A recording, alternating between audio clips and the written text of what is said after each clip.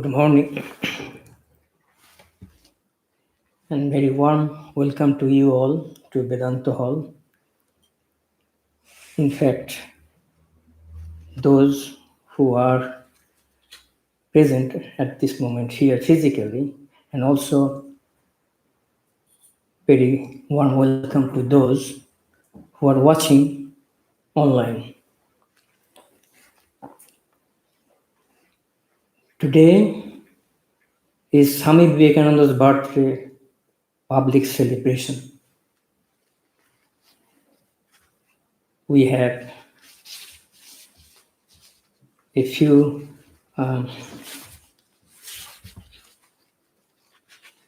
items.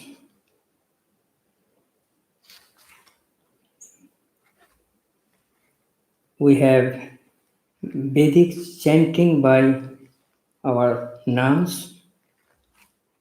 Then it will be followed by a panel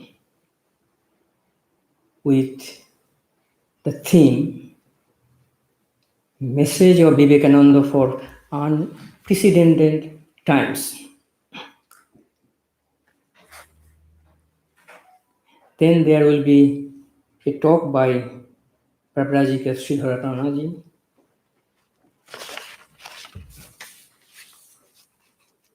Now, many of you might have gone through the preview sent by Robert through email. The themes around the topic, Message of Vivekananda for Unprecedented Times. He has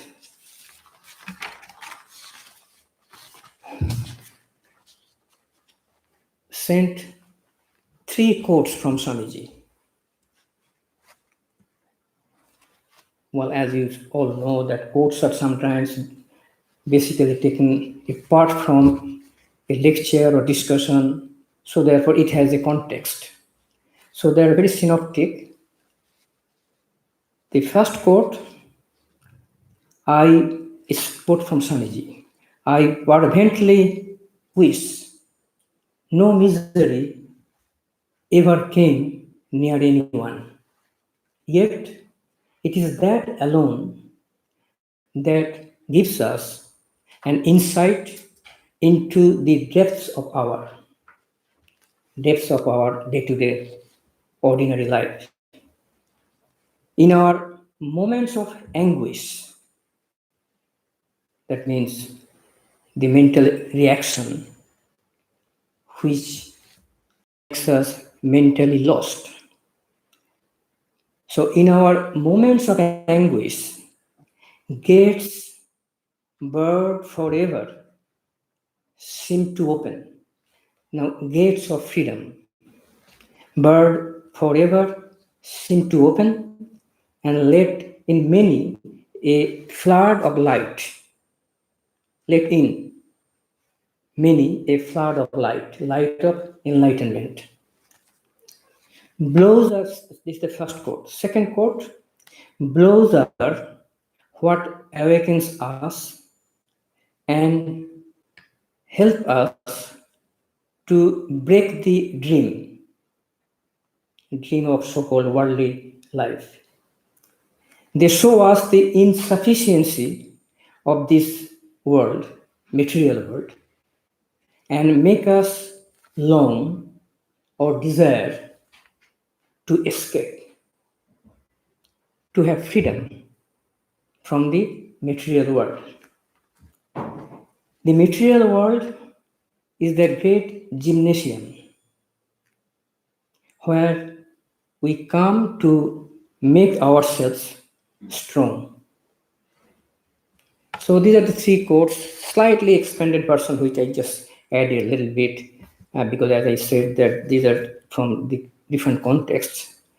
So the underlying idea behind the 3 quotes from Swamiji are basically for our inspiration as well as enlightenment. We will hear more in details from the panel discussion and also the main talk. We will now start with Vedic chanting by our nuns.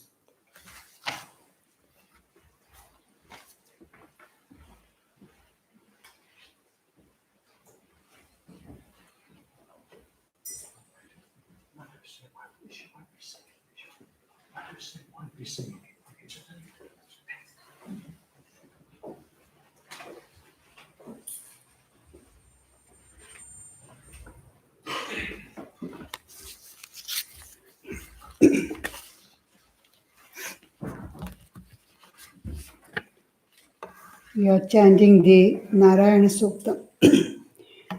Om Sahana Vavatu Sahanau Bhunaktu Sahaviryam Karavavahai Tejasvinavadhitamastu Ma Vidvishavahai. Om Shanti Shanti Shanti. May Brahman protect us both together. May he nourish us both together. May we both work together with great energy. May our study be vigorous and effective. May we not hate each other. May peace, physical, mental, and spiritual, be on us forever. ॐ सहस्रशीर्षं देवं विश्वाक्षं विश्वशम्भुवं विश्वं नारायणं देवमक्षरं परमं पदं विश्वतः परमानित्यं विश्वं नारायणगुं हरिम् विश्वमेवेदं पुरुषस्तद्विश्वमुपजीवति पतिं विश्वस्यात्मेश्वरगुं शाश्वतगुं शिवमच्युतं नारायणं महाज्ञेयं विश्वात्मानं परायणम्. This universe is truly the divine person only. Therefore, it subsists on Him, the self-effulgent divine being, who has many heads and many eyes, who is the producer of joy for the universe, who is the master and cause of humanity, whose forms are the various gods, who is imperishable, who is the all-surpassing ruler and savior, who is superior to the world, who is endless and omniform, who is the goal of humanity, who is the destroyer of sin and ignorance, who is the protector of the universe and the ruler of individual souls, who is permanent, supremely auspicious, and unchanging, who has embodied himself in man as his support, being the indwelling spirit, who is supremely worthy of being known by the creatures, who is embodied in the universe, and who is the supreme goal. Narayana paro jyotiratma Narayana paraha Narayana param brahma tattvam Narayana paraha Narayana paro dhyata dhyanam Narayana paraha. Narayana is the supreme light described in the Upanishads. Narayana is the supreme reality designated as Brahman. Narayana is the highest self. Narayana is the infinite self. Narayana is the most excellent meditator and meditation. Yaccha kinchit jagat sarvam drishyate shruyate piva andarbahishcha tat sarvam vyapya narayana sthitah. Whatsoever there is in this world, known through perception because of their proximity, or known through report because of their distance, all that is pervaded by Narayana within and without. अनन्तमव्ययम् कविगुम् समुद्रेन्दम् विश्वशम्भुवम् पद्मकोशप्रतीकाशगुम् हृदयम् चाप्यधोमुखम्. One should meditate upon the Supreme, the limitless, unchanging, all-knowing cause of the happiness of the world, dwelling in the sea of one's own heart as the goal of all striving. The place for his meditation is the ether in the heart which is comparable to an inverted lotus bud. अधो निष्ट्यावितस्यान्ते नाभ्यामुपरि तिष्ठति ज्वालमालाकुलम् भाति विश्वस्यायतनम् महत्. It should be known that the heart, which is located just at the distance of a finger span below the Adam's apple and above the navel, is the great abode of the universe. सन्ततगुं शिलाभिस्तूलम्बत्याकोशसन्निभम् तस्यान्ते सुशिरगुं सूक्ष्मम् तस्मिन् सर्वम् प्रतिष्ठितम्. Like the bud of a lotus in an inverted position, hangs the heart, surrounded by arteries.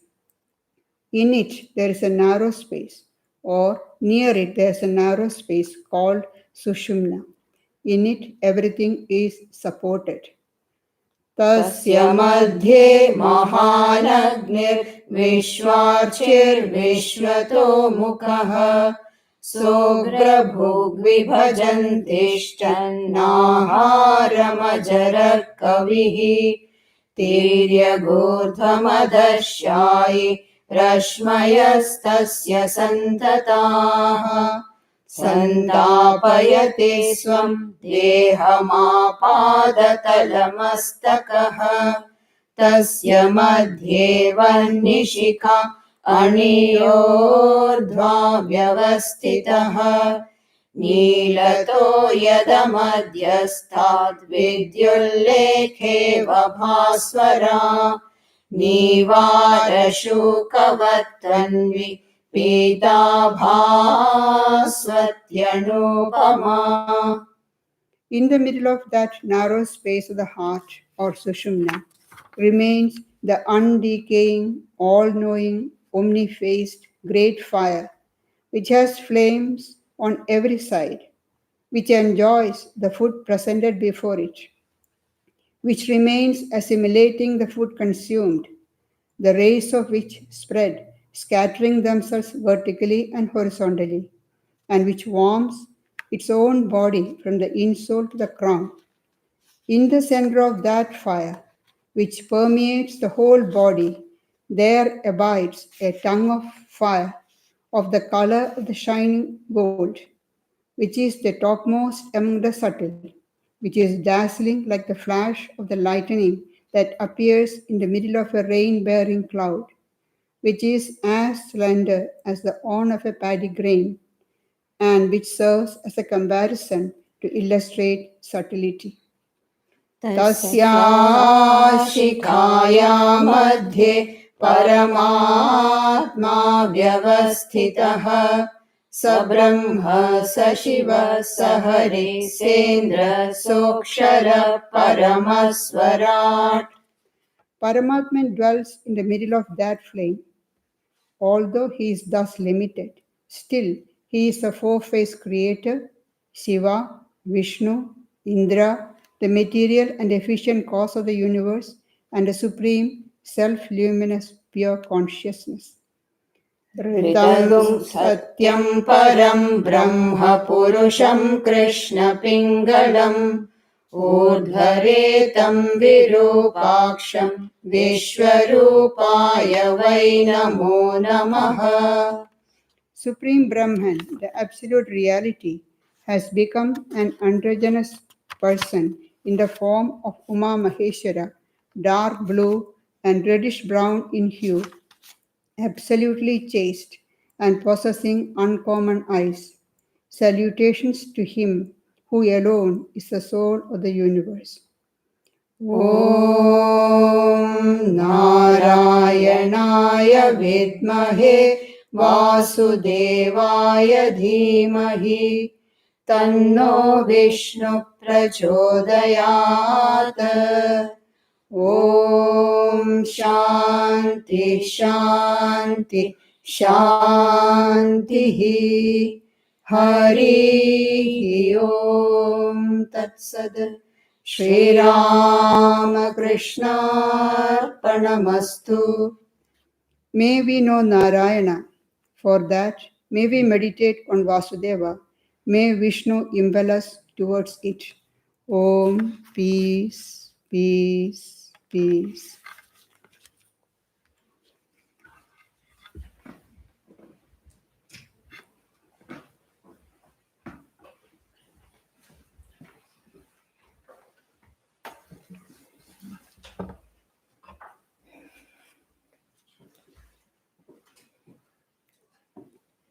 Well,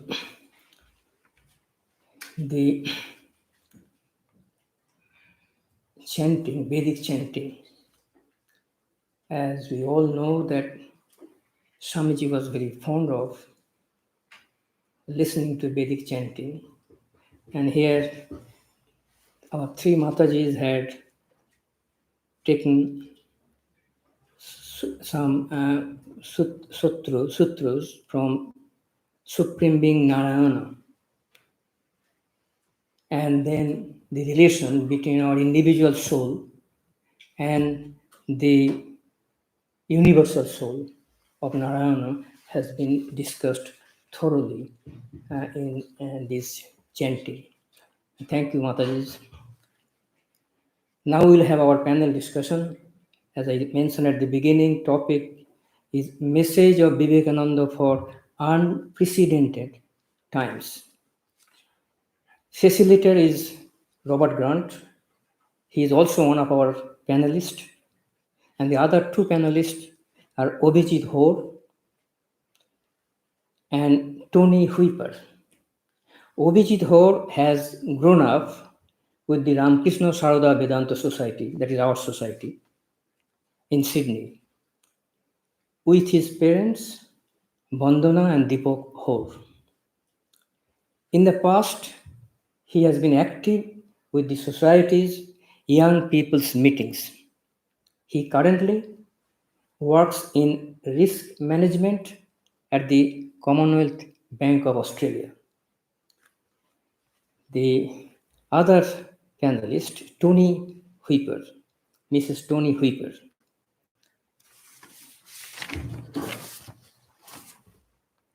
who is widely known as Haridasi among the members of our society. Haridasi. She is a disciple of revered Ajoyprana Mataji, a long-term devotee of our society.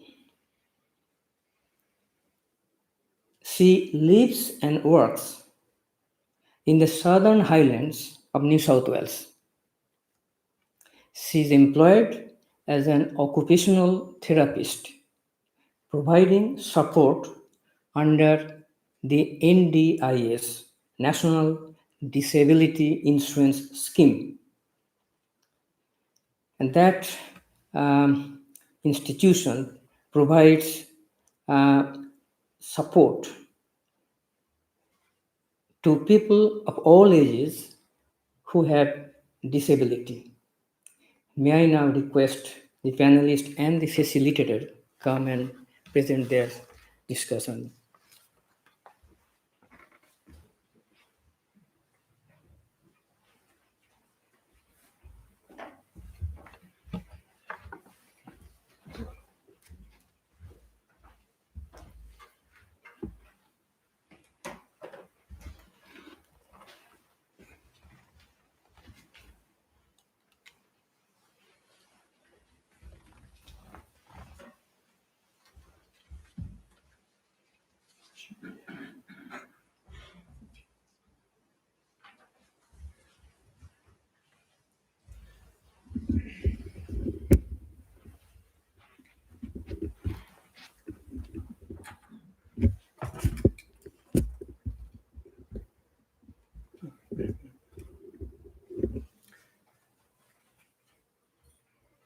just a bit below half. And we'll just test. Yeah, on. Just test yours. Hello.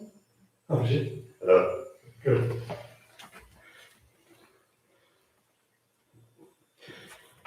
So I've just made some opening comments for the panel. Unprecedented was the word that was used most to describe the dramatic events of last year, continuing on into this year. Our leaders, the media, all of us struggle to digest the uncertainties and challenges that confronted us, as if climate chaos, racial tensions, and political intrigue weren't enough. A virus of pandemic scale loomed over them, an invisible enemy floating and seeping its way into almost every community in the world. At first, we were shocked to find ourselves in the middle of a historical crisis. Our very own Hollywood disaster movie, with eerie scenes of deserted streets in the major world cities, of overflowing hospitals, and, saddest of all, of mass graves. But then, ever adaptable species that we are, humanity has begun to adjust, to push back and get on with our lives. We have lost some freedoms, but we have gained in many ways. We've got extra time, more time for the family, for creativity, to renovate our homes and gardens and ourselves. But we have to admit there's a degree of wariness and uncertainty that has crept into our consciousness now. The initial waves of fears and panic have subsided, replaced in many cases by a grim resilience.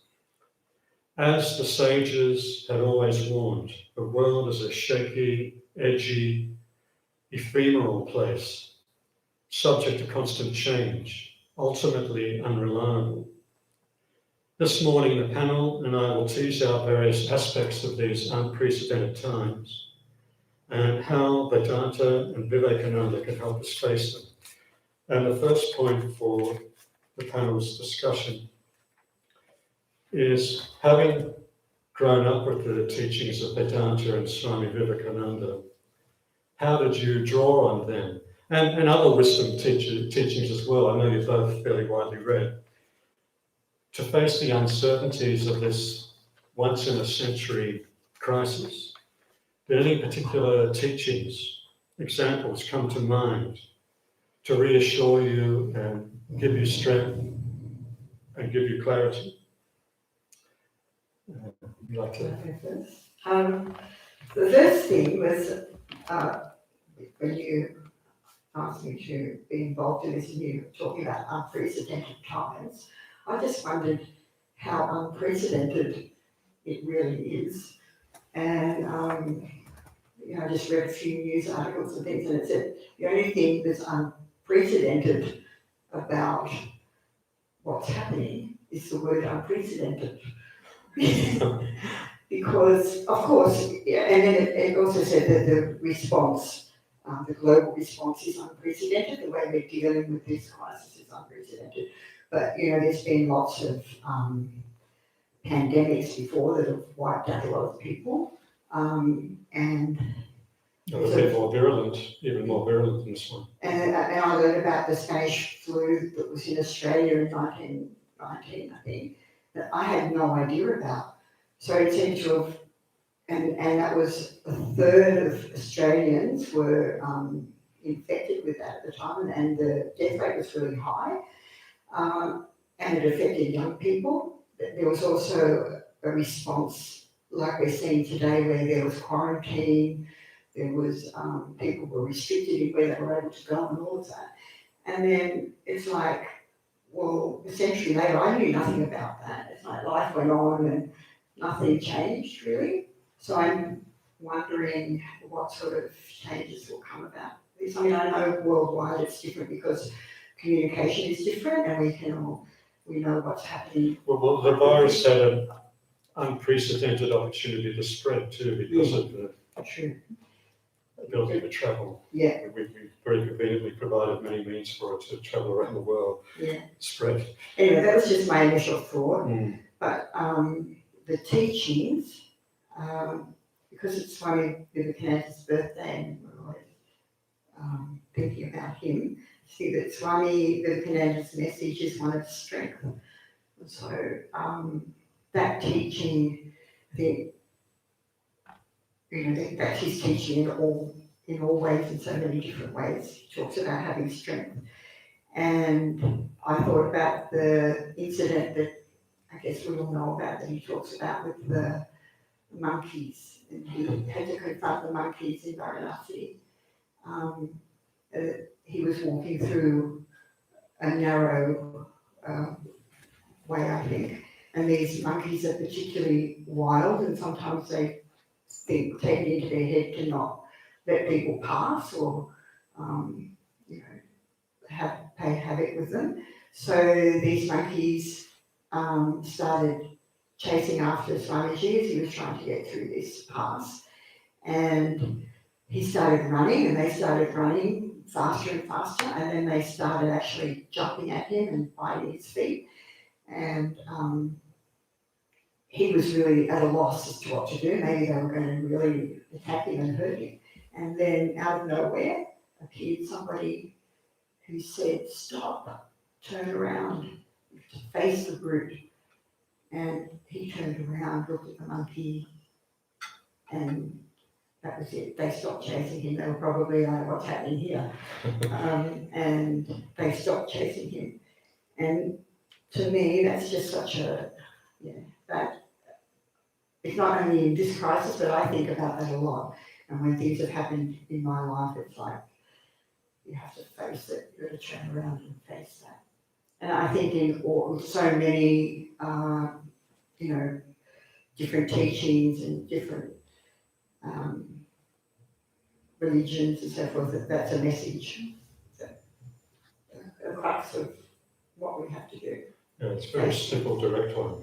There's nothing complicated about that. You don't turn away. You take it head on. Yeah, face it down. When you start to think about it a bit more, what does that really mean? To have strength and face it. What does that mean?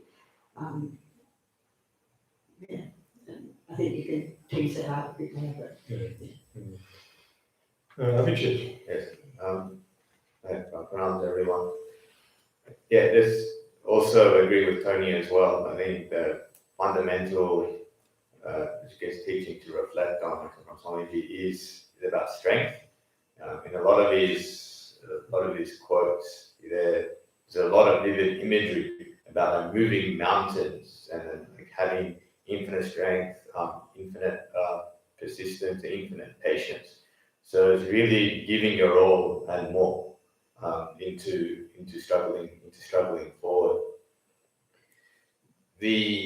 I guess the other thing as well, from his teachings, is also reflecting back on his life. His life has been one of continuous struggle.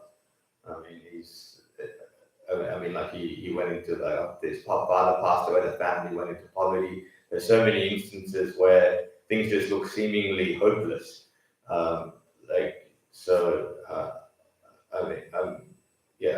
Say for example, he couldn't find work.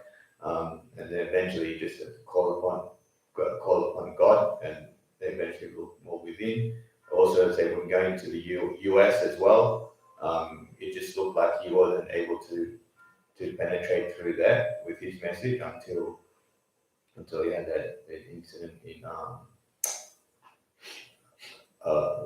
sorry, I forgot the lady on the park bench.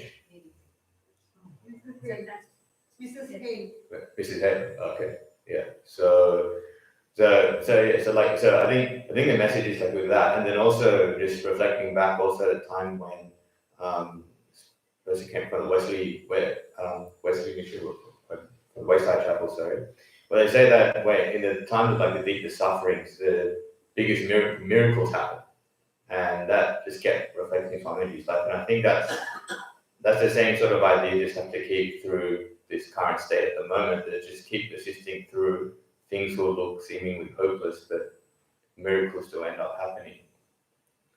The other thing to also reflect on as well, and I guess it was a reminder, so the Pope has said it before, Mataji said it before, say just after 9/11, was one thing that we all need to do is slow down. Like just take a step back and look within ourselves a bit more. Like I say, spending more time with the family, not just keep rushing here, there. So I think this was another lesson here, just the opportunity just to slow down. I mean, in some instances, like at the moment, it looks still people are trying to rush to get things done. It's just probably causing more problems. But I think that was the other teaching. We picked up on people had a bit of time to think, to actually reflect on their lives. I think that was a very good thing that came out of this. You picked up on that the pressure of rushing around of time wasn't there, and they had a chance to sit and look around, take more in about the environment around them, their local community. In general, there was a bit of time to think and reflect. And you saw a lot of people really appreciated that. It really helped them. Things were getting so fast and intense, and then this took away that intensity. Brought its own problems, but overall, I think a lot of people really appreciated the fact they had a bit more time. I just, on this first point, I've always loved Shankaracharya's Bhajika Vindam. There's a verse there where he uses the analogy of a drop of water on a lotus leaf. And the whole idea being, it's not in a negative way, but it's a precariousness. The precariousness of that drop of water on a waxy lotus leaf. Anytime it can slide off. And Shankaracharya's point, in a dramatic way, he's saying, be up and doing. This life is uncertain, so make the most of this life. So he's not being negative, he's just rather giving us a shake with that analogy. Wake up, wake up. This is a precious opportunity you have, this human life. And if you've got a desire for spiritual growth and liberation, and if you've got access to a teacher, a spiritual teacher, then please understand this is a very important and wonderful opportunity you have.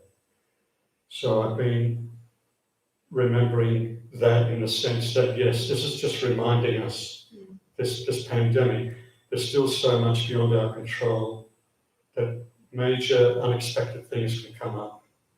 So it shakes you out of your complacency. And in a good way, not in a paranoid way, be a bit more alert and a bit more appreciative of life.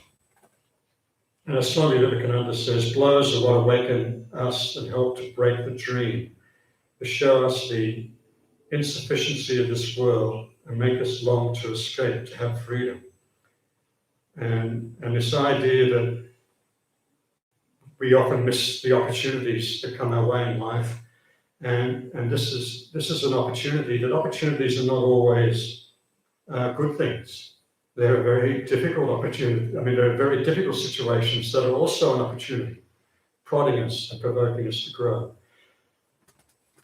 So we'll move on to the next point. The pandemic has caused disruption and distress throughout the world. And it's touching into what we're already talking about. But in what ways do you think it's had a positive effect on humanity? And how have the events of the past year changed you? And so we'll take it a bit more to the personal level too. Have you really changed in this past year? Has it really given an extra jolt and deepened and broadened your outlook? Even though you're already both spiritually aware people, but still, this is such a big thing that's happened and is happening. I think what you were saying about, the legislative, how it's precarious, the water drop, and time is running out. Like for me, that's what I've been thinking about. Exactly that. especially getting older as well. It's not just the events in the world, it's everything that probably adds to it. But yeah, we have to take things seriously. Time's running out, and not only that, maybe time's not running out because it's infinite, but at the same time, relative time. Yeah, the seriousness of spiritual life and just wanting to draw from that more, you know, to be able to really draw from that so that it keeps me balanced and it can spread out and support others, you know, who I have in my life who need that. Yeah, that was something we noticed, didn't we? There's a lot of this empathy. Yeah. This brought out a lot of empathy from people. People were starting to care more, ask about others, how are they going, are you okay? Yeah. Well, this a person I like to read, I can't pronounce her name properly, but who I have read a lot. Her name's Prem Chodron. She's a Tibetan Buddhist and American nun. And I read this book called When Things Fall Apart, Hard Advice for Difficult Times, and that really helped me a lot. Even though in a way it's saying the same things, and she's talking about facing your problems, facing everything, but she drawing strength from that, but really what she is saying is that life brings difficult things to everyone, and we need to face that, and we're often taught to try and make it better, brush it aside, take a pill, think happy thoughts, all of that, and things will get better, but sometimes they don't get better. Sometimes we have to sit with that and accept that and, you know, try to transcend that, I guess, but at the same time, acknowledge it, feel it, and that's what opens you up to the realities of life and the realities of who you are, and then makes you more compassionate and wise, hopefully, and understanding of others. Well, I'm just remembering, I've had a humorous kind of realization, especially after I passed the age of 60. And I was thinking recently, until now in my life, I've been wondering, how will the future be? How will my situation be in the future? And then I started thinking, wait on, I am in the future. I think when you pass 60, you're in your own future. So you do know how it's turned out. What do you think of it, Chip? Well, I think, during this period, definitely a lot of people have been a lot more compassionate.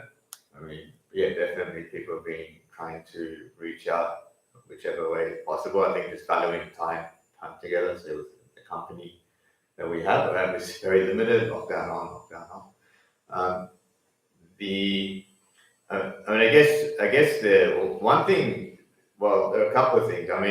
It's funny that just like calling from teaching, sometimes we just hear stories like say from Mataji's teaching, where we say sometimes like say, well, as in anecdotes, where say like you hear, it's like you just hear all these good news stories and things like that, and then she'd be like, oh, that's not good, it can't all just be good, and then some bad event happened, and she's like, oh yes, this is when it happened. So it really did feel like that just before the pandemic. So like even in spite of the bushfires, like just things around the world just seemed going okay until this came up. So I think just like having that in the background, that knowledge in the background, you could just sort of set your mind up for it. In spite of that, I think one thing which I found probably more surprising, but just had to do anyways, that just doing a normal routine was just a bit more of a struggle because you're always at home. So you have to like motivate, you have to push yourself extra. And as a result, that's when you start paying more attention to more spiritual practices. So doing so focusing more on the meditation, focusing more on japa, like repeating a mantra. We're engaging more spiritually as well. I guess one of the big benefits is now going online for Friday discussions. It's a much bigger audience now these days, which is good. Just more reading, but just being more spiritually aware. You've seen as well with some friends as well, like some of them have been like really struggling as well, say mentally, and some of them, I know like two of them in particular, they have really been trying to go down the spiritual path in their own way. One's taken a course in Buddhism, I think another one is just reflecting on themselves more. So I guess, I mean, you can see like there are a lot of people that are exploring the spiritual path now, just to get through. Yes, it's been a catalyst for them too. Yeah. And so much is online now too. You can go hear all the Swamis in America. I don't know if that was before the pandemic, but I just discovered that now there, there's all the Zoom classes, all sorts of things are online. So and probably just like really this class, and just probably one thing just to reflect on is also just to take some of those like brutally honest messages as well to heart. So I think there's one from the book from Mataji's, like one of the later books towards Life Sublime. That at the end of the book, it says there that we all have like buddhi, like we just we have that conscience, that sort of common sense, that, like say within us, and that we should always exercise it as well, like and be adults as a result. Otherwise, we'll just end up as animals. So I think that's the other thing as well, just to remember, just to call on that as well, because it's just very easy to slip. So. One anecdote I was sharing was I was appreciating the value of Vedanta in one particular incident early on, when all this panic buying was going on, and I went to the Woolworths in Burwood early one morning, and it was a panicked atmosphere. And I was looking at the expression on the people's faces. I saw fear there with some of them. And then the whole atmosphere has that fearful anxiety. And I found it was beginning to affect me. And I found I was starting to go a little bit more frantically on the aisles, and kind of, there's a little bit of desperation because there's so many things, shelves empty. And then I stopped and I thought, no, I'm not going to fall into this trap. And I just stepped back and started analysing what was going through my mind. And then at the same time I thought, this is Vedanta. I can step back and I can observe and not be swept. Well, things are under control, but that particular morning I saw even the staff were having to really monitor people, prevent them from putting too many things in their trolley. So I thought, this is just on the edge here. It doesn't take that much more, and this gets a little bit ugly. And so that whole, I was just reflecting, this atmosphere is starting to affect me too, and I don't want it to, and I'm not going to let it. And I thought, that's it. That's a bit of the Vedanta kind of background helping me. And I started to relax and have a bigger picture. You can see Just further away. one of the downsides, I think, of information spreading so quickly is that people's fear spreads quickly, like through the internet, and there's been a lot of conspiracy theories and just people can put out whatever they think, and next minute it's a fact.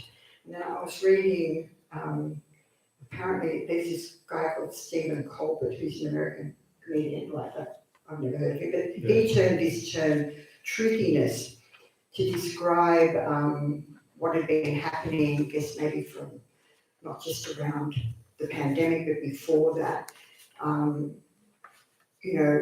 lessening of facts, and it was more like an opinion becomes a fact because you want it to be a fact. And the politics was going in that direction, and world information in a way. Media is going in that direction because there's less control over it. Anyone could say anything. And he's saying the truthiness abounds in social media, this idea of truthiness, but maybe now with the pandemic, because there's been a lot of misinformation, but that's sort of being highlighted more, that it's misinformation, and that misinformation, people want to project their own fad or whatever they think, there needs to be a bit more awareness of that and a bit more control over it. And this article I was reading was saying that may be something that comes out of the pandemic. Exacerbated things. Or that people may realise, well, that's not good, and we need to be a bit more aware about facts and about truth, and be monitoring that more and making that more important. I can't find where he was saying that, but basically that's the point, that it could be good in that way, that now science and facts will be projected more. Because people have realised that, well, a lot of that misinformation is really not very helpful at all, and it's making people fear, and it's creating problems. I just thought that was interesting. Well, that's good. Anything more on that point? No, I agree as well. I mean, I think now like people will be calling now more for verifiable evidence before taking action, rather than just hearing what anyone screaming out. So, I mean, So now we move on to the third and final point, and this is really big picture stuff about how do you view the future of humanity? Is it that we're, as a species, have we reached a crossroads? Uncertainty surrounds us environmentally, politically, and in so many ways. Can humanity evolve? Are we enlightened enough to see our way through the various challenges that are popping up? Not just this virus, I think we're getting on top of that to some extent now, but there are many other issues there. I think we're fine. It's, I mean, you go, I mean, just go look back to history. I mean, there've been also more like seemingly hopeless situations as well, like world wars in the past, but the world still moved forward. I think, you can just reflect back on some of the teachings that Swami gave as well. I mean, one of the first things he said, one of the things he did say was, I think America will be the first nation that will realize spirituality. I think that's really important to keep in mind. I think as well, immediately reflective as well when, say, meet Americans, not just, say, watching the news, you can sort of get that sense as well. They have, in general, like that sort of like deeper feeling, sort of like deeper thinking there. So I think, just that, and then also just other teachings as well. I mean, also like Swami also said as well, to say with India, said back in the time, said in, I think, 250 to 300 years' time, that would be a very prosperous nation. So I think just in general, I think you probably can equate that to the world in general, that, we'll be quite prosperous. So I think just connecting with that, I think the world will move forward. I mean, we'll still continue to apply logic and reasoning to the right things at the right time. Having said that, there will probably be bigger catastrophes than this pandemic, and we'll have to deal with it when that comes. But I think we can be confident that the world will move forward, and we can be positive about it. Swami Vivekananda said, the world's a gymnasium where we come to make ourselves strong. We become stronger, we grow in wisdom, compassion, and love, but the world stays the same. So I think that's what I think too. The world, everything will go on and on and on as it has before. I also, and people will evolve at their own level. There's so many different levels here, and humanity is evolving as a collective and individually. Then I think about Sri Ramakrishna and Holy Mother and Swami Vivekananda. They came not very long ago. They must have come for a reason. There must be some reason behind that, and they've unleashed all of that power. So they can't be for nothing. So in that sense, I feel hopeful, and yes, we will evolve in whatever it is. You need to have a higher wisdom than me to understand all of that. But I just was reading a book recently called A Heart Poured Out by Mary Louise Burke, and it's about Swami Ashokananda, who is a disciple of Swami Vivekananda. And he is in America, in North California, I think. And he developed these places, San Francisco, Lima, and Sacramento. Anyway, huge building projects, and a massive temple in San Francisco, I think, massive temple. And, this went on for years and years. He's doing all of this work, building and building and building. And Mary Louise Burke said he did it for the future generations that he sees were coming. He was convinced the influx of spiritual power that Sri Ramakrishna had brought to the world would spread over the earth like a tidal wave, turning the minds of thousands of men and women to its light. And so he made the temple in San Francisco. Apparently it's like huge. I haven't seen it, but it can hold hundreds and hundreds of people. The auditorium. A couple of hundred people, I suppose. Yeah, I was there. Well, maybe it didn't all eventually. But and at a retreat place, he had all of the soil taken up and new soil put there so that the trees that he planted would be able to last for centuries. So his vision was really big, and he was seeing, he's seeing into the future, and people are going to need that. So that that's what that is telling. He's a great soul. It's awesome reading about him. And then the other story that we all hear about is about the world, is about the dog's tail, and trying to straighten the dog's tail. You can put it in a tube and straighten it for a little while, take it out, and it will curl again. So that's what I think the world is like that. It will go on, and we'll evolve through that. Well, I'm going to keep on with this cheery topic of the possible extinction of humanity.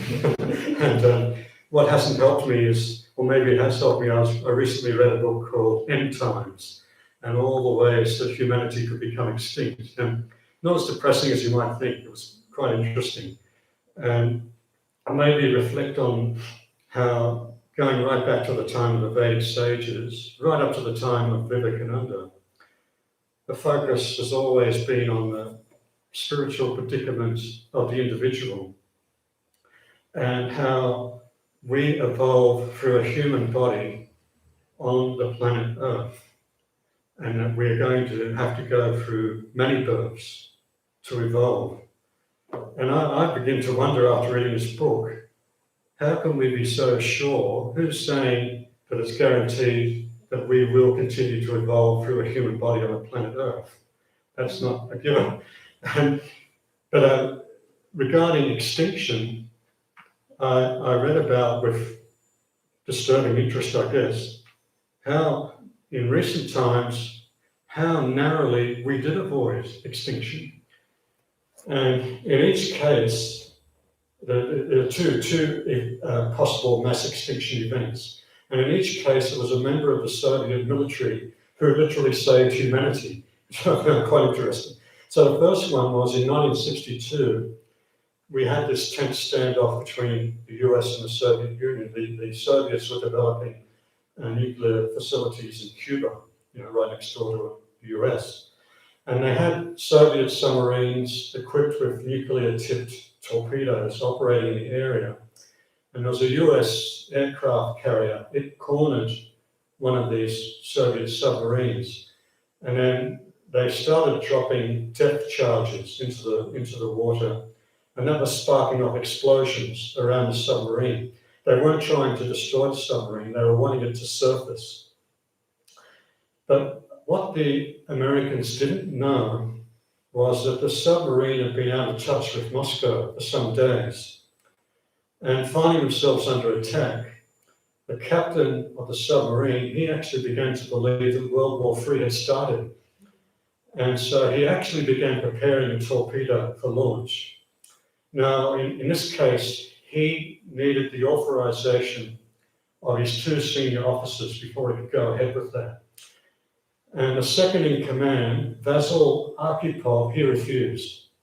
And he convinced the captain, no, bring the sub to the surface.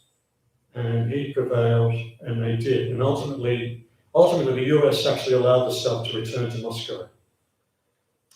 If the submarine captain and his third officer's opinions had held sway, and they had launched the torpedo, it would have vaporized the USS aircraft carrier, and that quite likely would have sparked off the US's nuclear war plan. These are very tense times. They're on the brink of war.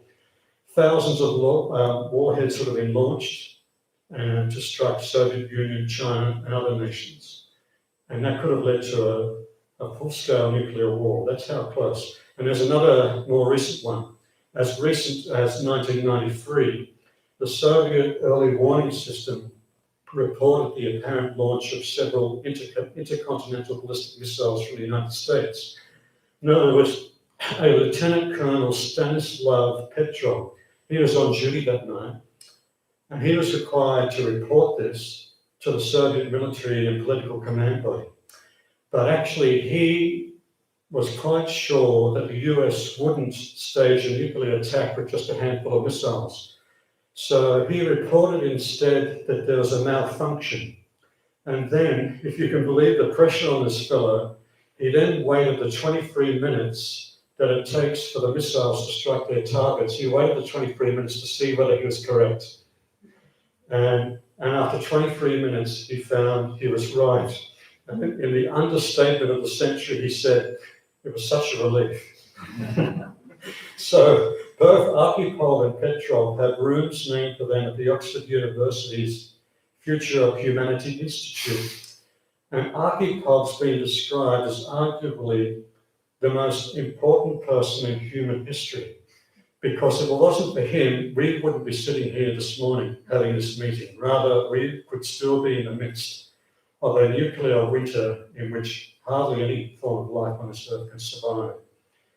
That's how close we came twice. So anyway, from a Vedantic standpoint then, I'm drawing two conclusions. Firstly, it should heighten once again, like our analogy of the water, drop of water on the lotus leaf. Let's appreciate how wonderful it is just to be alive in a body on a beautiful planet. Let's really, really appreciate how special that is. But on a more whimsical note, it made me wonder then about the possibility of humanity becoming extinct. So is it conceivable that we still got to evolve? You know, our individual soul has to evolve. So what's the guarantee that we'll reach the end of our spiritual journey via the use of a human body on this planet? Who knows? Maybe we'll end up, our final lives will be in some alien being's body on some planet on the other side of the universe. I mean, there is that possibility. Maybe they were dead bodies. Mhm. Maybe they were dead bodies. Yeah. So really, when you go to a really big picture, why actually assume that this is the place that we're going to evolve? It isn't necessarily so. Of course, it's playing its role, but it doesn't mean it's going to indefinitely play that role. So that's really the futuristic picture stuff. But anyway, I just thought this book made me entertain that idea. It's not, don't assume anything, actually.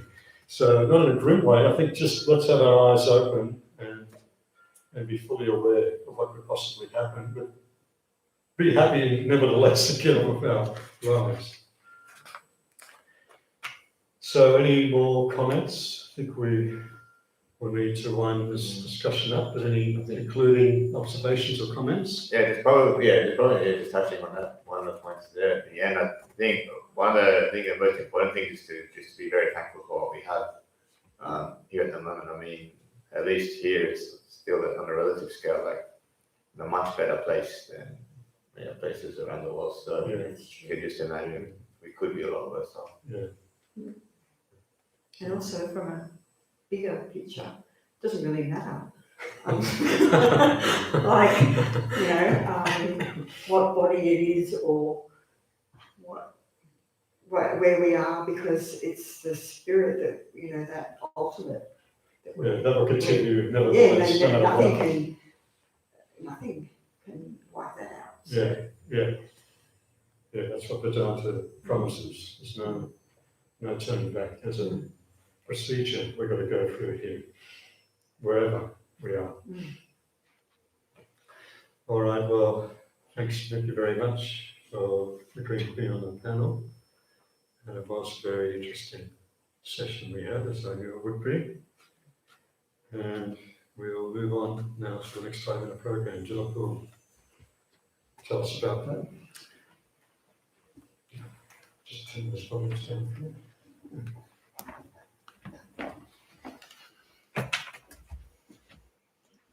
You can use this. Yeah. You don't have to just finger back. Just smooth. I can speak. Just put the volume up on this one. Yeah. Number 4.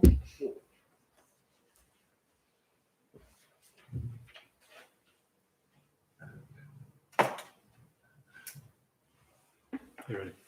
Well, thanks the facilitator and panelist. As I said at the beginning, Robert Grant is not only the facilitator but also the participant as the panelist, and the other two panelists, Tony Whiffer and Obijit Ho. Thank you so much for your participation and the discussion and the analysis, very thoughtful analysis.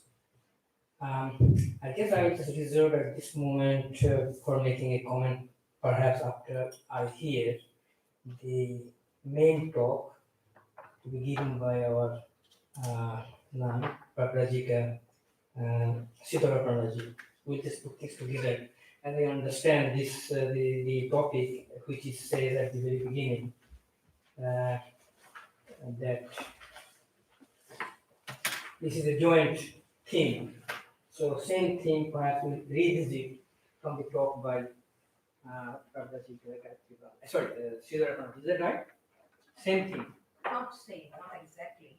Oh, okay. Well, Everything is the same. all right. So I'll just put some final comment at that time. So let me now invite our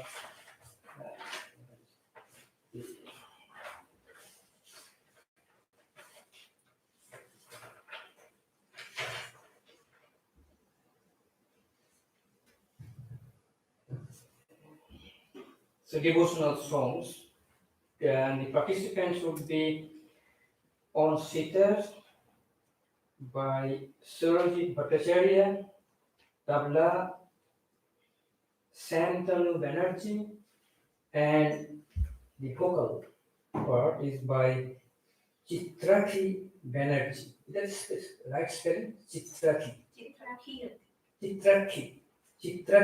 Banerjee. All right, so please come and to the stage and please present your music, both vocal and instrumental.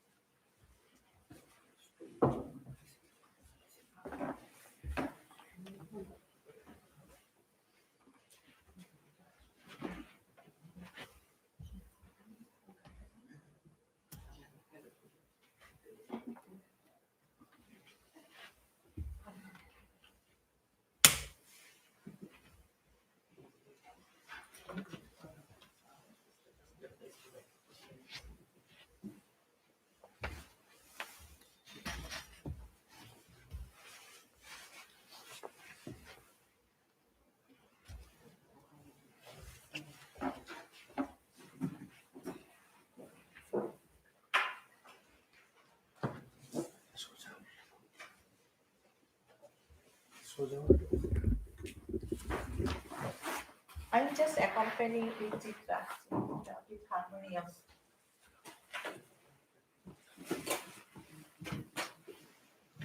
But then you are a participant, so you are playing. I'm Well, just then I playing. know. Don't. Well, Mother Purna will be I'm just accompanying. with harmony. I'm sorry if I just missed her name. No, that's all right. So.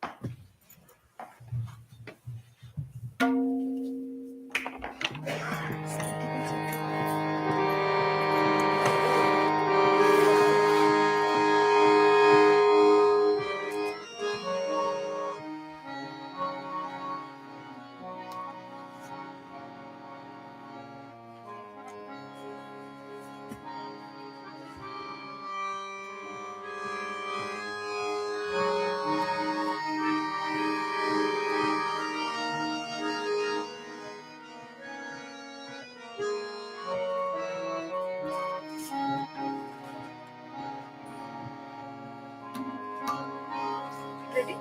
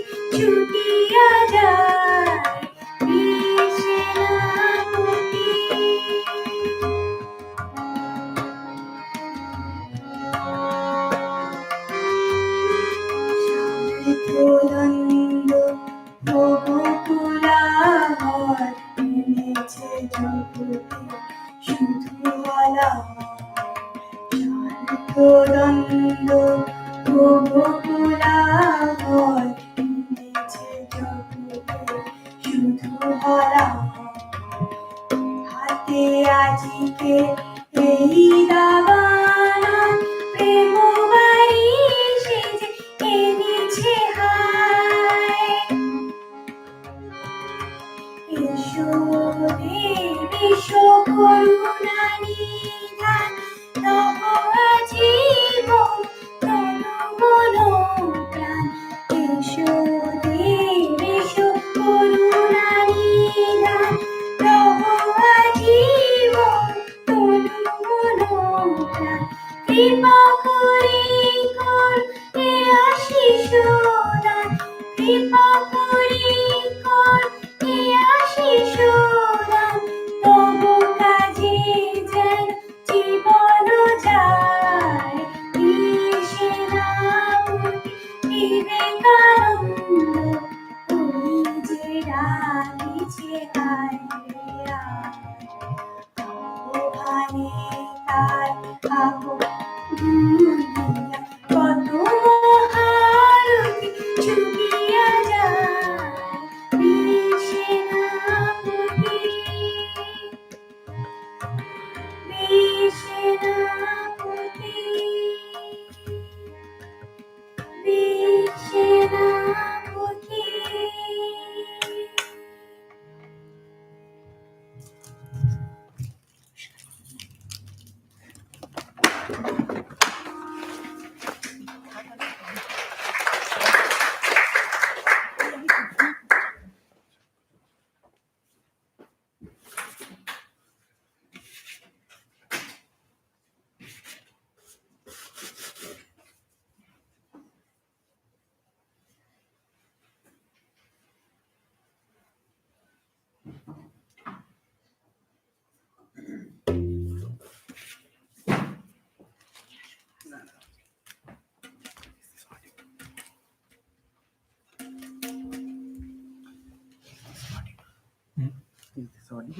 Oh, you've got the mic.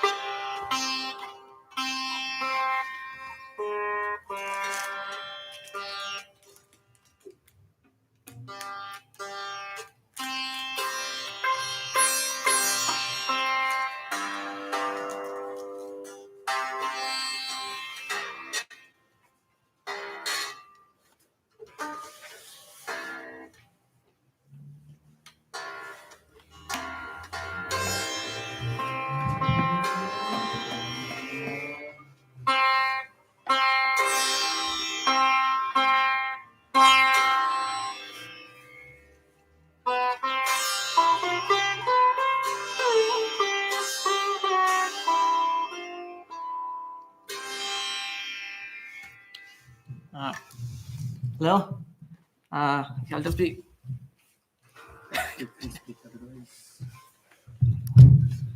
Yeah. Hello, everyone. I'll be playing Rag Bihag. It is, as our MC said, it's not really a devotional song. I mean, there are devotional songs based on this rag, but I'll just be playing a small excerpt of Bihag. It's a happy song for sad times. It's not sad times. Difficult times. Okay. So I hope you like it.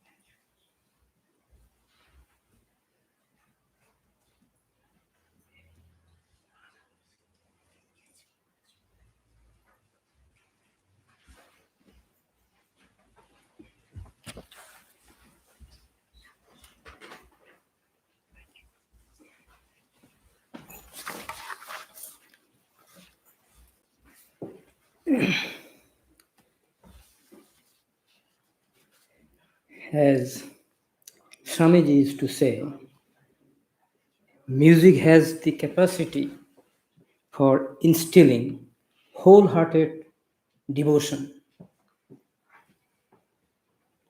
And we could see that from our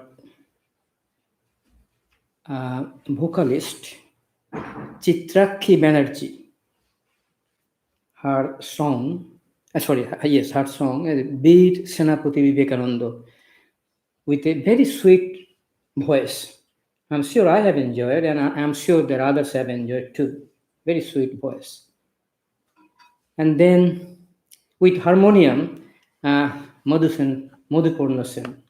Well, that had been very good too. And then the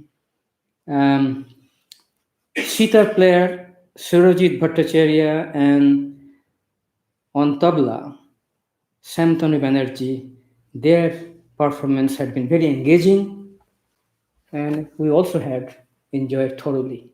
Thank you, all the vocalists and the instrumental players. Thank you for your, presentation.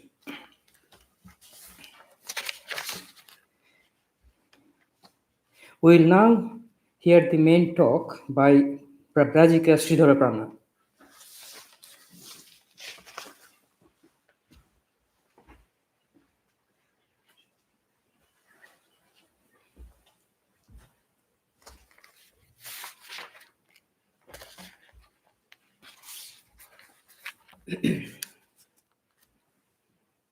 परतत्वे सदालीनो रामकृष्णे समाज्ञया यो धर्मस्थापनरतो वीरेशं तं नमाम्यहम्.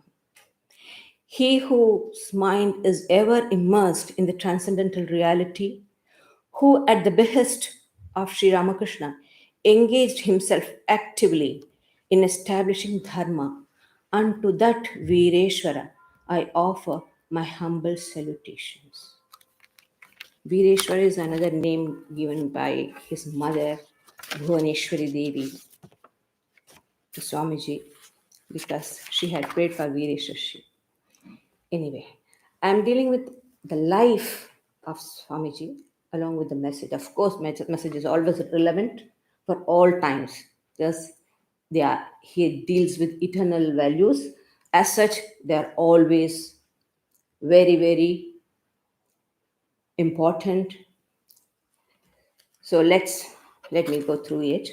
Sri Ramakrishna used to say that one cannot fashion the gold, pure gold, unless a bit of copper as an alloy is added to it. So every incarnation has some bit of rajas. But in this Ramakrishna incarnation, it's pure sattva, Vishuddha sattva.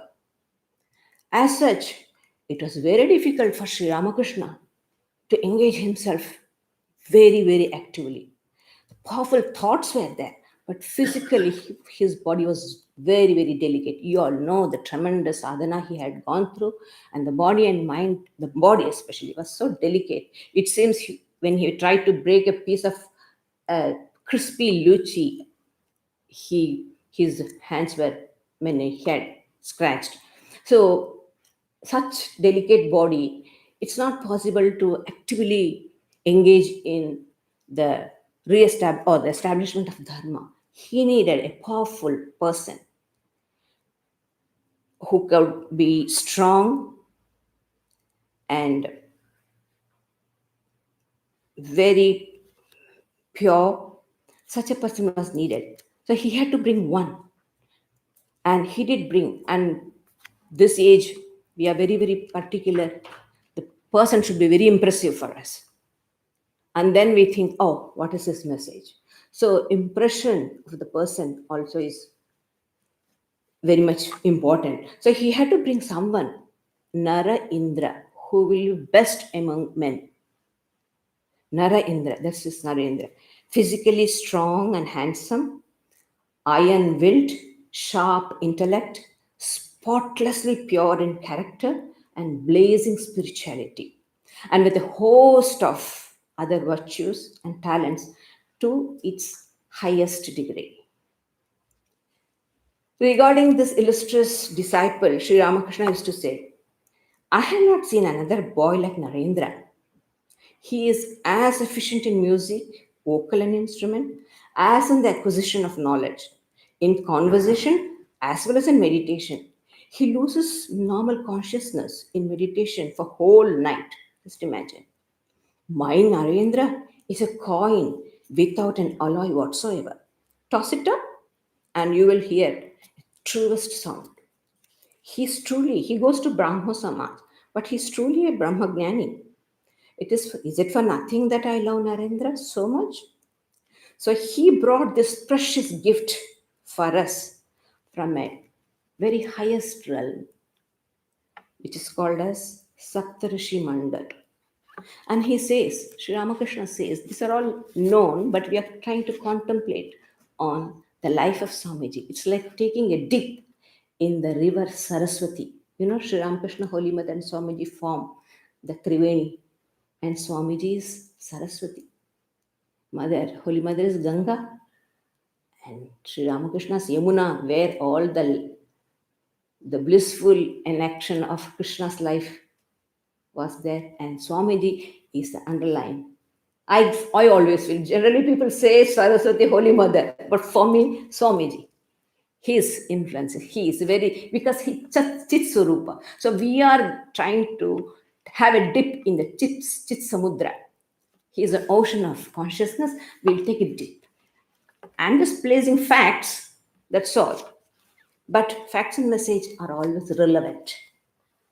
Anyway, so he had to, Sri Ramakrishna says, once as he was meditating, his mind started raising to a higher realm, and it passed through, of course, our gross world and the world of thoughts, and then it reached in such a realm where he could see gods and goddesses of illumined forms were standing on either side. It was a path of light, and his mind went further and further. It even transcended the realm of gods and goddesses. And then he says there was a barricade of light, and his mind just jumped. That is from relative to transcendental, where it was full of brightness, consciousness. There he was surprised to see 7 sages sitting in deep meditation. What were they meditating? They have fulfilled everything. Jagat Kalyan, for the good of the world. That was the purpose. These rishis are there even now, meditating for the good of the world. They have no other ambition. They have no other desires. That's the realm where a person cannot enter with desire. So, desirelessness. Such is the realm where the 7 sages were meditating. Sri Ramakrishna saw, and he was surprised. Even the gods and goddesses couldn't go there. They should be satisfied with their positions.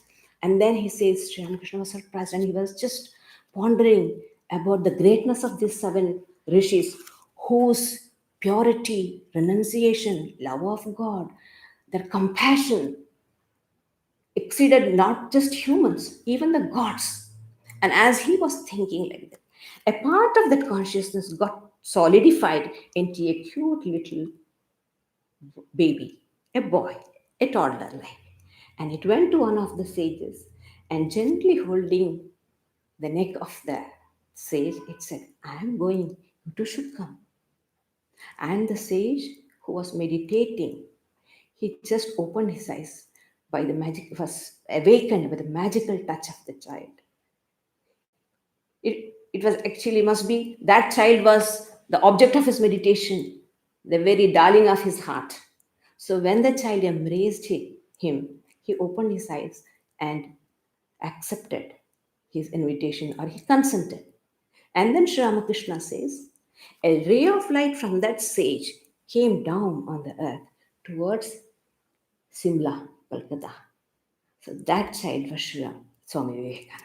Just if we have that idea, then we understand how great his message is. What a power came to this world. Everything should be highest in this age. So a bit of his childhood, just one incident I narrate him.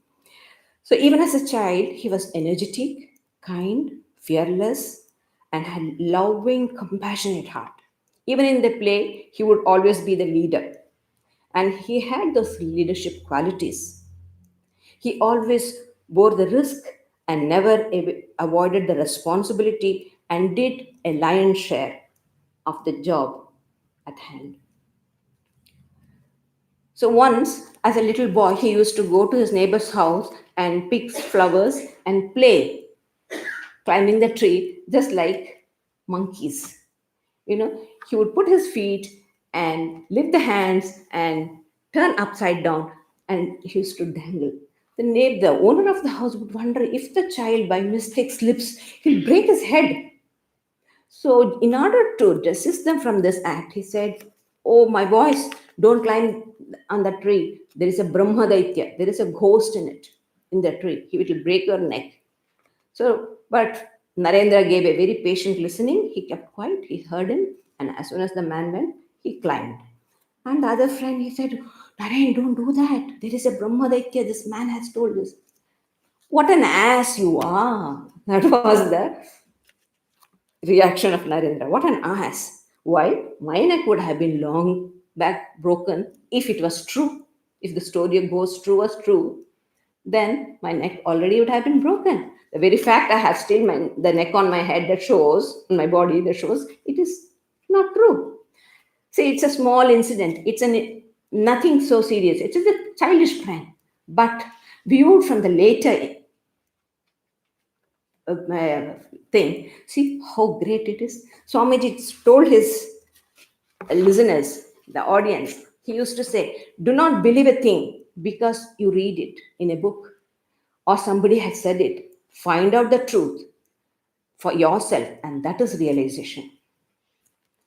Especially nowadays, we tend to believe everything. That's what we were discussing. So until and unless proof is given, evidence is there, you do not believe because it frightens. Anyway, as youth, Narendra grew. All the childish pranks and play gave way to tremendous thirst for knowledge. It was truly phenomenal. By the time he came to Sri Ramakrishna, at the age of 19, he had mastered Eastern and Western philosophy, the world history. Of course, he was a very good student of it, and he drew lessons from the pages of history. And one of the professors of his college had said, "Narendranath is really genius. I have traveled far and wide, and I have never come across a student, a lad of his talent and possibility, even in German university, among the philosophical students. He is bound to make a mark in life." Look, and Swamiji wrote, "When in search of knowledge and prosperity, think that you would never have death and disease. And when worshipping God, think that death's hand is in your hair." What's implied is the intensity with which we do things, be it acquiring knowledge or prosperity or your spiritual evolution. Now we were discussing about the human extinct. So make hay while sunshine. This is the time for us. We have got this opportunity. The Upanishad says, "Iha cheda vedhi asatasya matti atha satyamasti nachedi havedin mahati vinashti." This is the chance for us. We have got this psychophysical organism. We have to promote our spiritual evolution.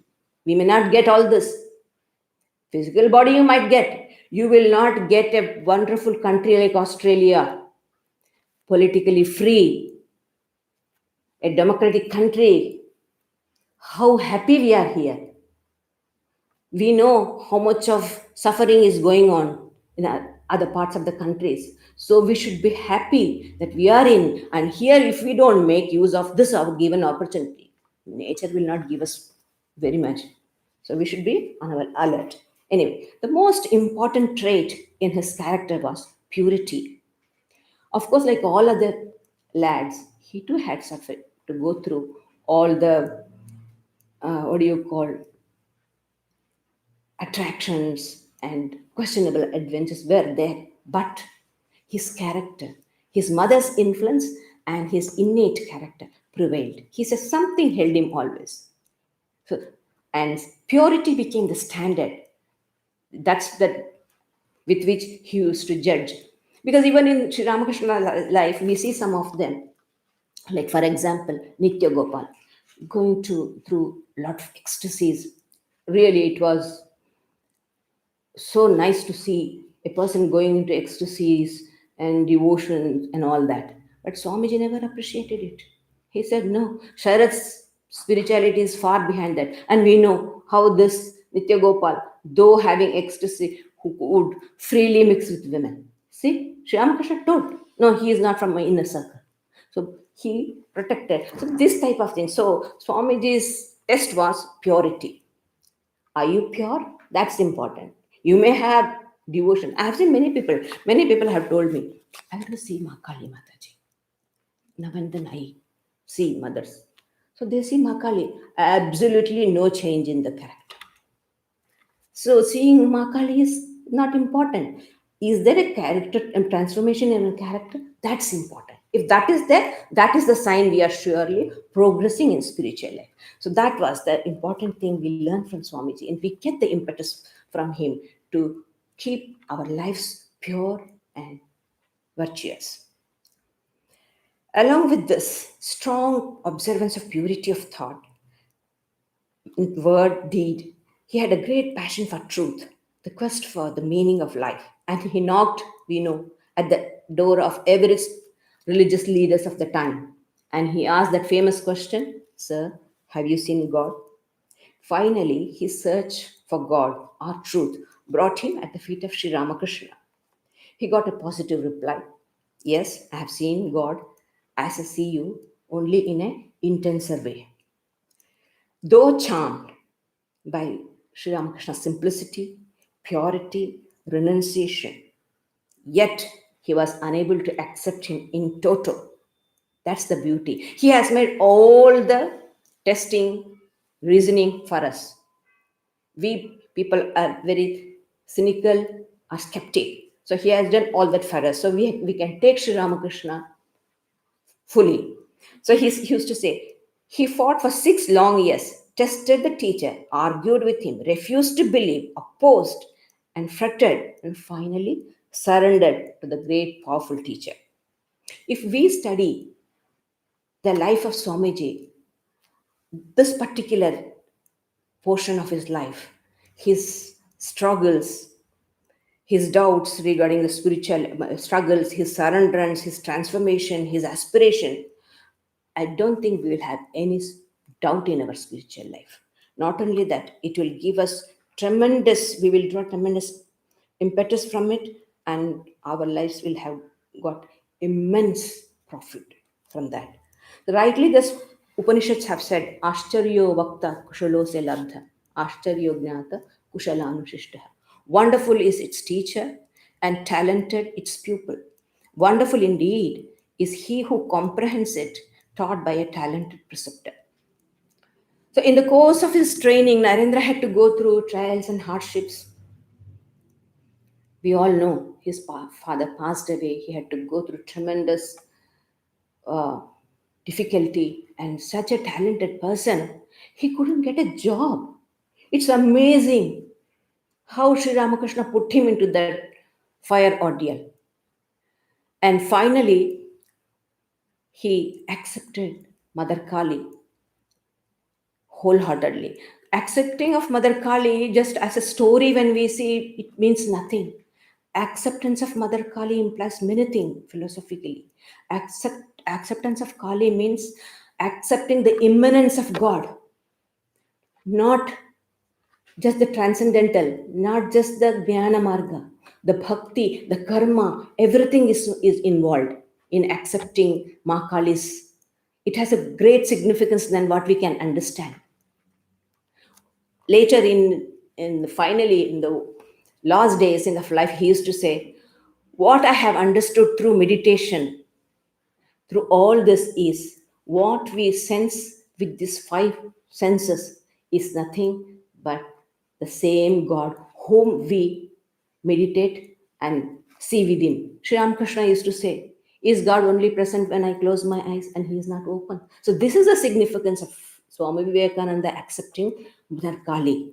It made him compassionate and understand the difficulties of the world. If I have to teach others, I should know the sufferings of others. Only then how much they can take, how I have to give them. All this has to be. So this is the significance of Sri Swamiji accepting Mother Kali.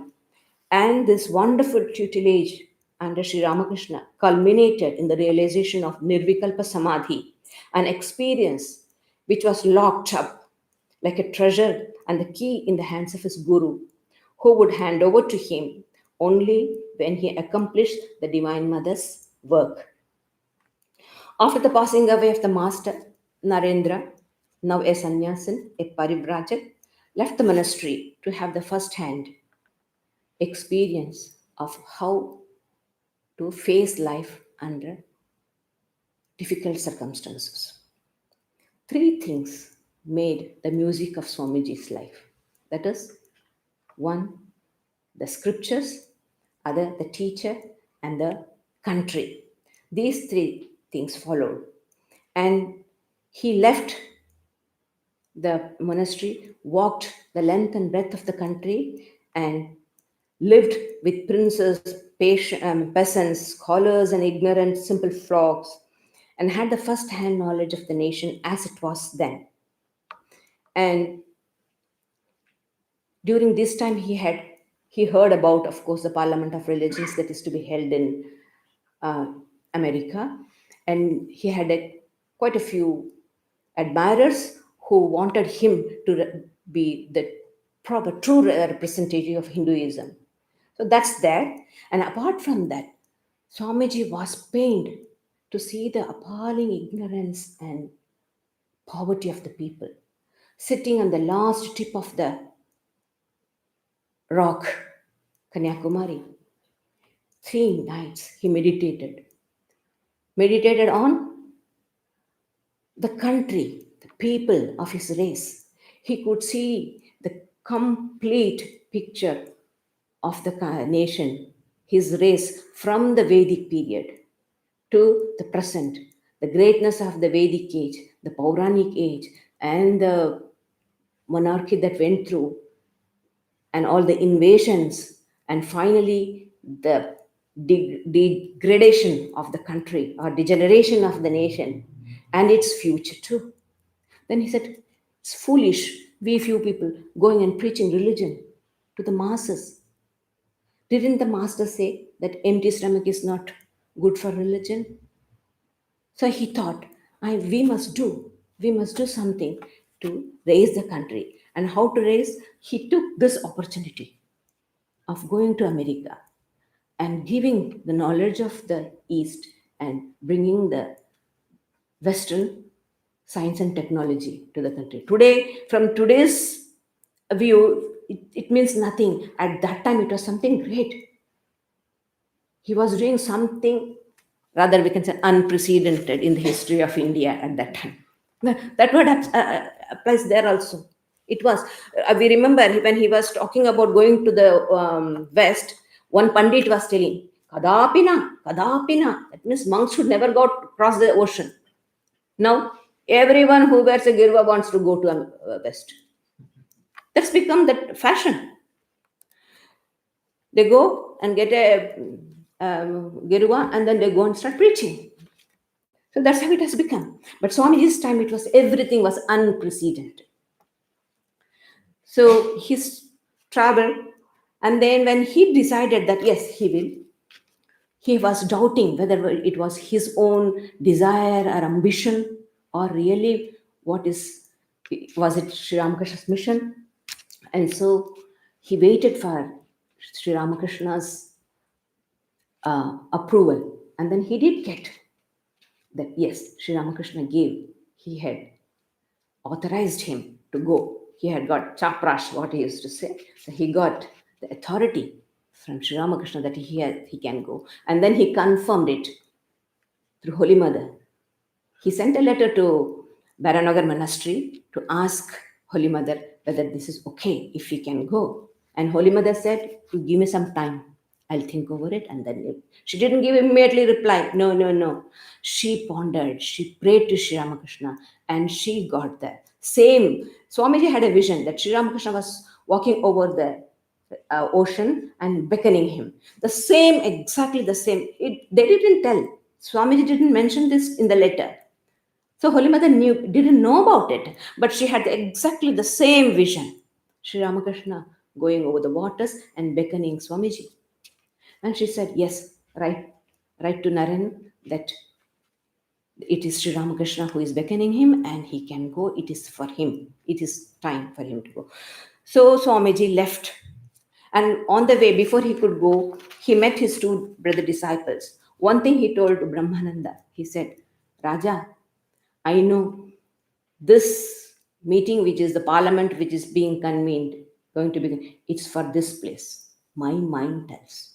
He said, it is for him because it was time for the humanity in a whole to break their walls and come out, never be a frog in the well, to get out of their wells and to understand the other ideologies. So it was time. So the divine has to make arrangements, and it was divinely ordained, and Swamiji was commissioned from such a highest realm to do this, and he went. And another thing he told this to his brother disciple was, he was a brother disciple, Turyananda. He was a great Vedantist. He said, Haribai, I don't understand what your so-called Vedanta is, but my heart has expanded. Believe me, my heart has expanded, and I can feel for others. You see, you might say, why don't we feel? We also feel so many things happening. Everyone is really, oh, what a tremendous, difficult times we are. Everyone is saying. But there's a lot of difference between how Swamiji feels and how we feel. We read how many people have died, but it's just a number. Nothing more than that. It's like Sri Ramakrishna saying, like a person is sweeping and another person comes and such and such a person has passed away. And if that person is not belonging to her own, she'll say, is it so? Hare, such a nice person he was. And poor thing, but she's doing the same work. But supposing that person was her own, immediately what will happen? The broom will fall. So this is the difference. But Swamiji identified himself with everyone. So that pain was also intense. So he could feel it. He could feel. Not like us. We do see the poverty in India, but how many of us are being moved by it? How many of us resolve to do it? That is right. Swamiji's feeling is entirely of a different range. And so he went. During his he had of course heard it, and so he went. And it's an history, we know he went there uninvited, like Shiva going to the Daksha's Yajna and ruining it. So in the same way, Swamiji went to the Parliament of Religion and robbed the whole show. He stole the whole show. And in fact, he was the only person whose thoughts and ideas were consistent with the spirit of the Congress. People there spoke of their own religions, the greatness of their religion. But Swamiji spoke of a religion which taught not only tolerance, but universal acceptance. A religion which sheltered the persecuted and the refugees of all religions of all nations of earth. And he spoke about the underlying unity of the diverse religions. To him, the whole world was a single unit. Vasudhaiva Kutumbakam. He wrote to a disciple, Alasinga Perumal, you must know, you must not forget that my interests are international and not India alone. I belong as much to India as to the world. He was a universal soul, Vishwatman, committed to Vishwamukti, the universal liberation of all. He said, I have a message to the West as Buddha had a message to the East. And he gave what the world needed, a faith that had no fear of truth, a faith that can be questioned, verified, and verifiable. It was a verified truth and it was open to verification. So such was a truth which he proclaimed. America had the greatest blessing of a great rishi like Swamiji, spent the best years and energies of his life on her soil. Divinity of man is the central theme of all his teachings, and he taught it with uncompromising force. Swamiji always said that each nation has to grow according to its ideal. Every nation has its own ideal and it has to grow according to its ideal. We know that America is known for its ideal of democracy, which believes in the innate worth and dignity of each individual. We also know how shaky this ideal can be because it's based on faith, not on proof. And recent time we have seen the whole democracy was shaken in America. That shows until and unless these ideas are established in Vedantic view, there can, because physically there can be no equality. Physically or mentally we are not equal. It's only at the spiritual realm. That's why Swamiji explicitly showed the fundamental belief that spiritual foundation of this belief that the same Atman abiding equally in all, where the true source of the worth and the dignity of every person. Swamiji successfully sowed the seed of Vedanta in America and England. Innumerable lives were blessed by coming in contact with him. Many noble men and women were his disciples and friends who stood by him and his cause till the end of their lives. I just mentioned one impression of a journalist of the West in Westminster Gazette who wrote as follows. Swami Vivekananda is a striking figure with his turban and his calm but kindly features. His face lights up like that of a child. It is so simple, straightforward, and honest.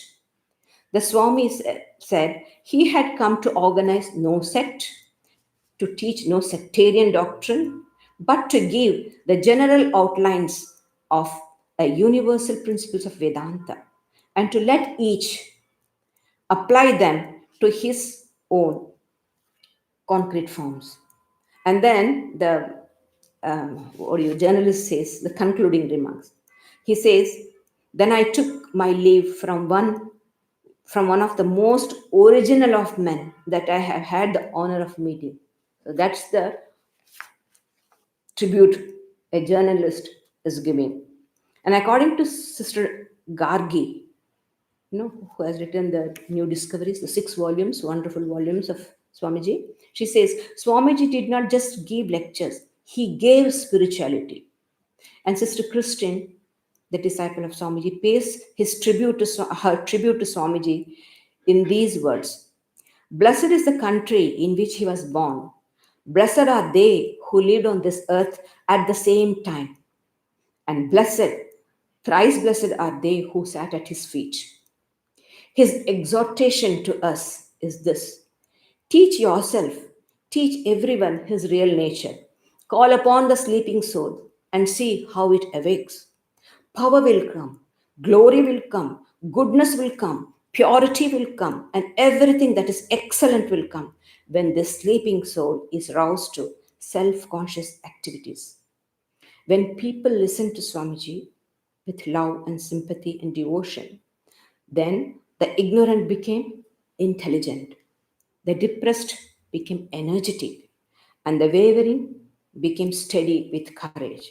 There's a beautiful reminiscence, a small reminiscence. I'll just read out to you. I don't want to ruin the beauty of it by just speaking about you.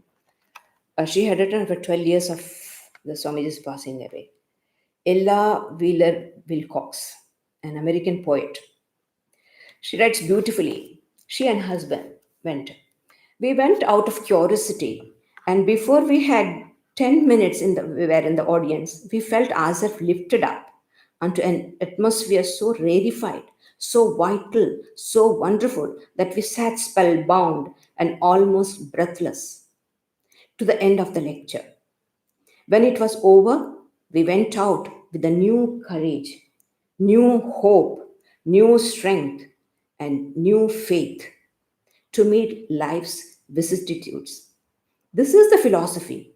This is the idea of God, the religion which I have been seeking, said the man, her husband.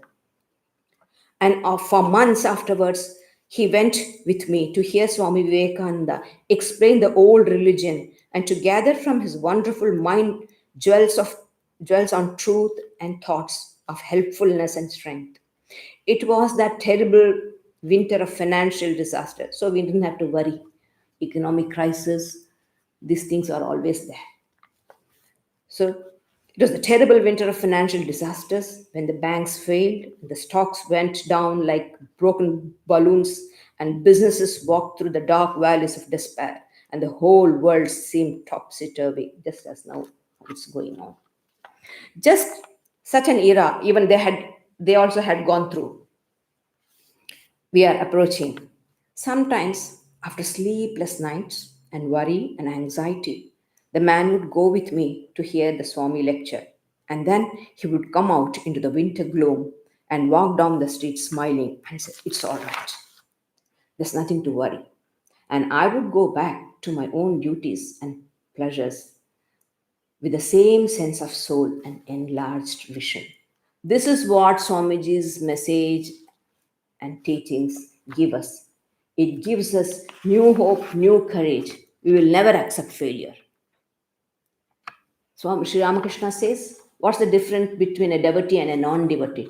Just because I'm a devotee, do you mean to say troubles and tribulations won't come? No, they will come all the more to test. But what's the difference?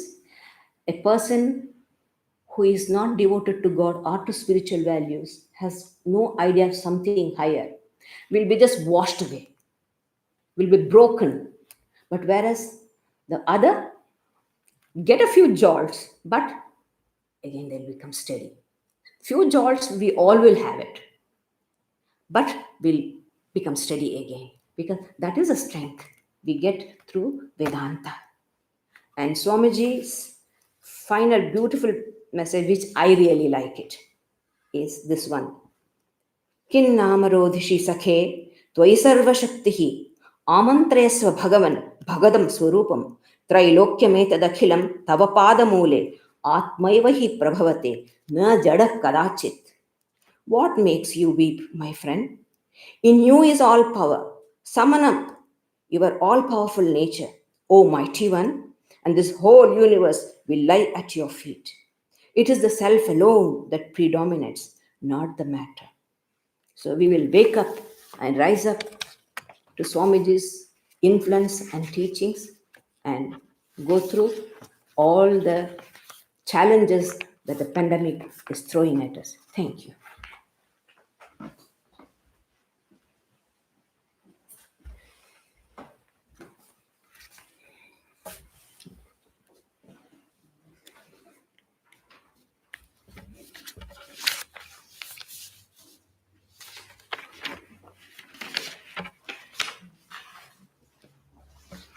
So we are towards the end of our event, today's event. So what we have learned? We have gone through the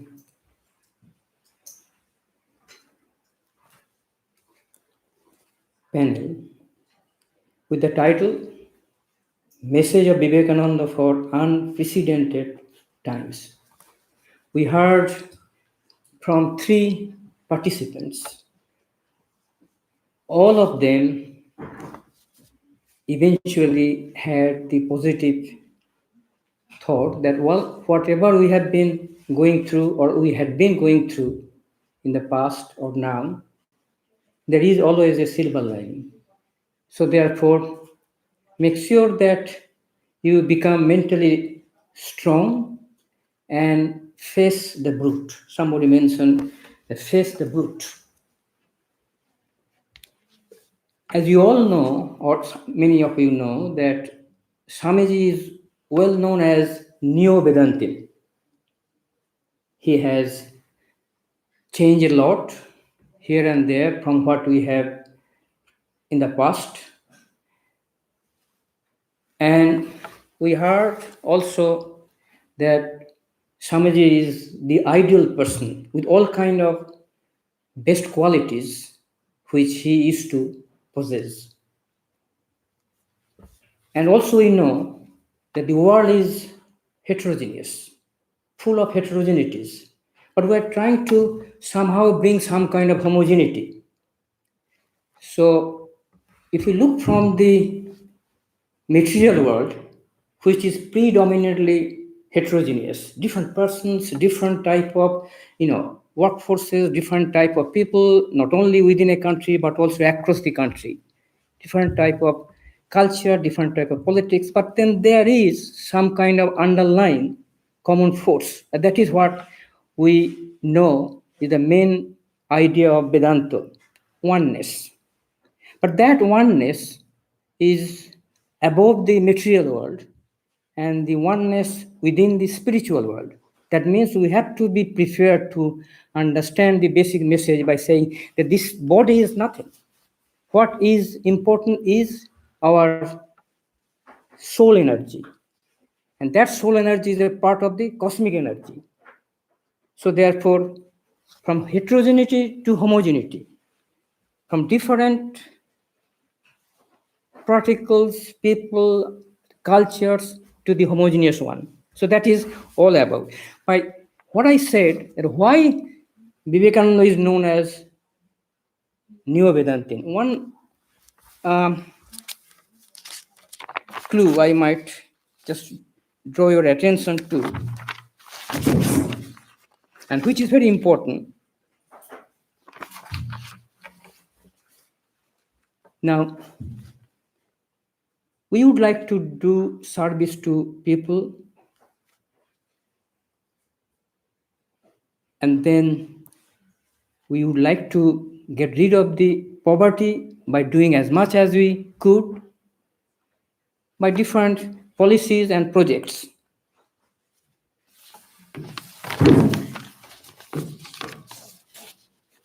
But we also should know that, well, I mean, as I said at the beginning, that which we heard is from the inspiration under this current phase of the civilization through COVID-19, and then we need to go towards enlightenment. So we have to have the inspiration to move towards enlightenment. Again, following the Swamiji's work, messages, inspiration for us is to become strong in order to fight against the injustice within the material world, which is he describes as a great gymnasium. So what needs to be done? We need to travel along the path of virtue, or dharma, what we call in Sanskrit, or more specifically by doing our natural duty, or we call sadharma in Sanskrit, natural duty. Whatever we are doing, we should keep doing. As perplexed Arjuna was instructed by Sri Krishna in the battlefield of Kurukshetra, do your sadharma. In the current age, whatever we are doing as a parent, as a professional, expert, and so on. So let's do whatever we're doing in the best way we could. And then we will move towards the enlightenment. How? By having slowly and gradually get the freedom of our embodied soul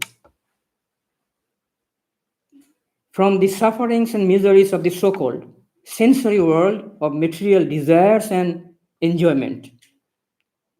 How? By aspiring for going beyond the bondage of body and driving into the world of pure soul energy of the spiritual world, which is homogeneous, through different type of yogas or meditation.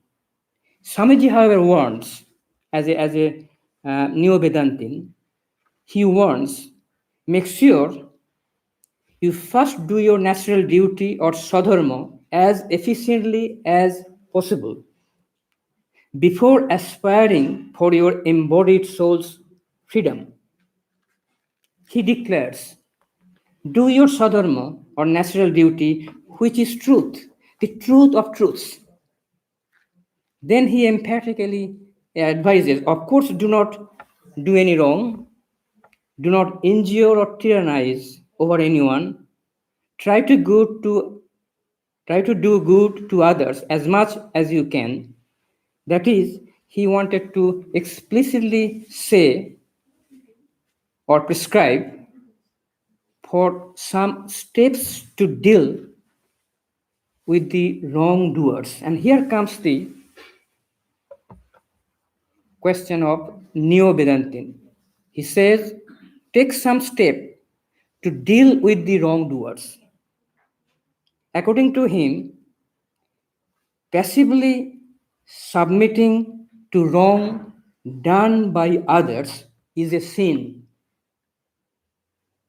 He or she must try to pay them, that means the wrongdoers, back, pay them back in their own coin, then and then there.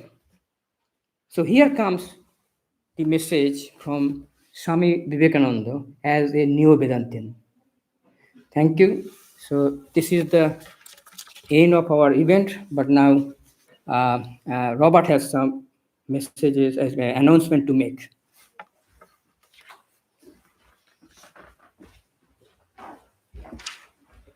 Yes, so we have numerous events coming up. The weekly Friday night discussions have recommenced.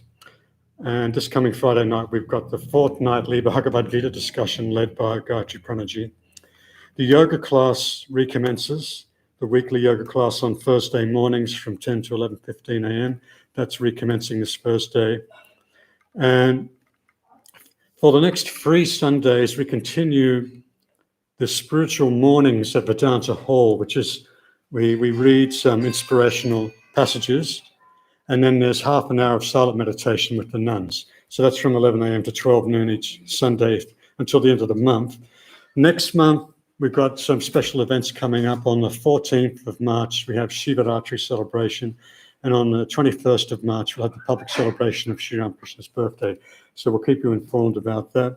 We have donation plate there, donation box up the back. And please stay back and get a share of the little sweet and savory packs, offered food for you to take with you. And thank you very much for attending. We hope by the time of the next special celebrations, the restrictions would have eased. They're going to ease actually from next week. We're going to be able to double the number of people we can allow to come into the Vedanta Hall here. So that'll be very nice. And our thanks to the people who've joined us via YouTube Live or are going to be watching later on. We hope you've enjoyed the whole program today. So thanks again. And now please get a share of those savouries and sweets.